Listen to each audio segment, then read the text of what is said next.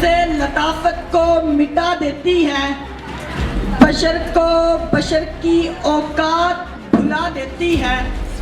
آؤ اس ماں کی زبانی بھی کوئی بات سنیں، روز بچوں کو جو بھوکا ہی سلا دیتی ہے۔ اپنی عزت کے بھروسے تھی جو مضبوط کھڑی، آخر ایک روز سر وہ اپنا جھکا دیتی ہے۔ اس کے دامن پہ لگے داغ یہی کہتے ہیں، بھوک تہذیب کے آداب مٹا دیتی ہے۔ صدر علی وقار، سردیوں کی ٹھٹھرتی ہوئی رات، منہ لپیٹے ایک مجبور ماں اپنے نومولود بچے کو عیدی سینٹر کے باہر پڑے جھولے میں چھوڑ جاتی ہے۔ اس سے پوچھا گیا کہ کیا تیری ممتا تجھے ستائے گی نہیں؟ اس بچے کی سسکیاں تجھے رلائیں گی نہیں؟ اس کی چیخیں تیرے کانوں سے ٹکرائیں گی نہیں؟ تو کپ کپاتے ہوئے ہونٹوں سے مجبور ماں جب یہ جواب دیتی ہے کہ میں اپنے پیٹ کی بھوک تو برداشت کر سکتی ہوں، مگر اس بچے کا بھوک سے بلکنا مجھ سے دیکھا نہ گیا، تو اس پر یہ کہنا بجا بنتا ہے، خاک میں ماں کی محبت کو ملا دیتی ہے، بھوک تہذیب کے آداب مٹا دیتی ہے۔ صدر علی وقار، آج کے اس معزز اور باوقار ایوان میں قائد ایوان نے جو قرارداد پیش کی کہ ہم معاشی نہیں بلکہ اخلاقی بدحالی کا شکار ہیں، میں اس کی بھرپور مخالفت کرتا ہوں، کیونکہ جس اخلاقی بدحالی کا رونا وہ رو کر گئے، وہ اخلاقیات تو خود معاشیات کی محتاج ہے۔ قریب ہے کہ مفلسین تمہیں کفر تک لے جائے، اخلاقیات معاشیات کی محتاج ہے۔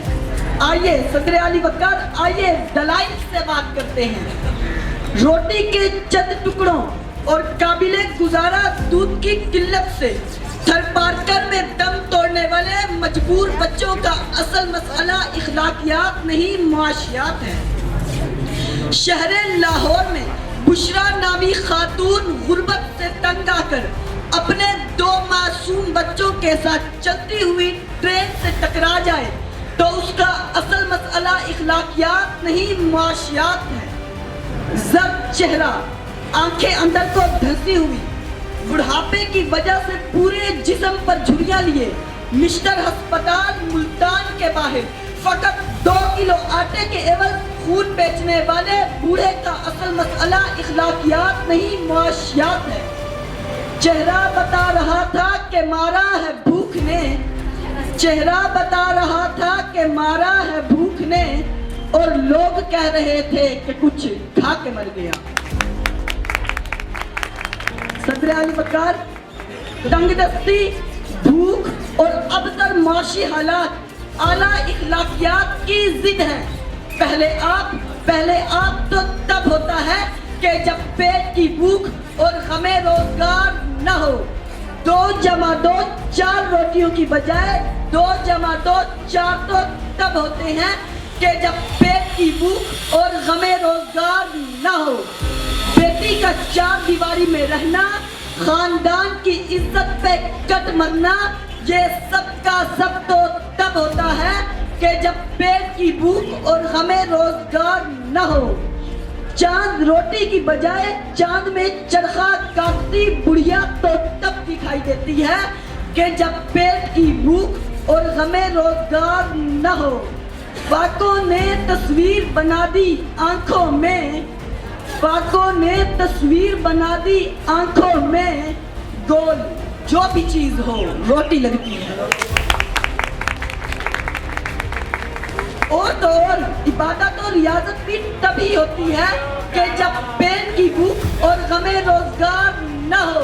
کون عاشق خدا کی ذات کا ہے، سارا چکر معاشیات کا ہے۔ صدر علی وقار، آئیے صدر علی وقار، زمینی حقائق کا جائزہ لیجیے۔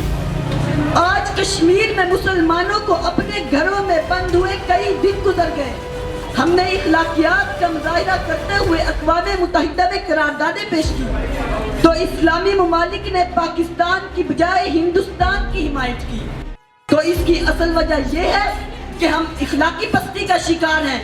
نہیں صدر علی وقار، ہرگز نہیں. بلکہ اس کی اصل وجہ تو یہ ہے کہ ہم معاشی طور پر کمزور ہیں، اور اس کمزوری کا علاج بھارت کی عالمی معیشت ہے. ہمیں اس بات کو تسلیم کرنا ہوگا کہ ہم اخلاقی نہیں بلکہ معاشی بدحالی کا شکار ہیں، کیونکہ اخلاقیات تو خود معاشیات کی محتاج ہے.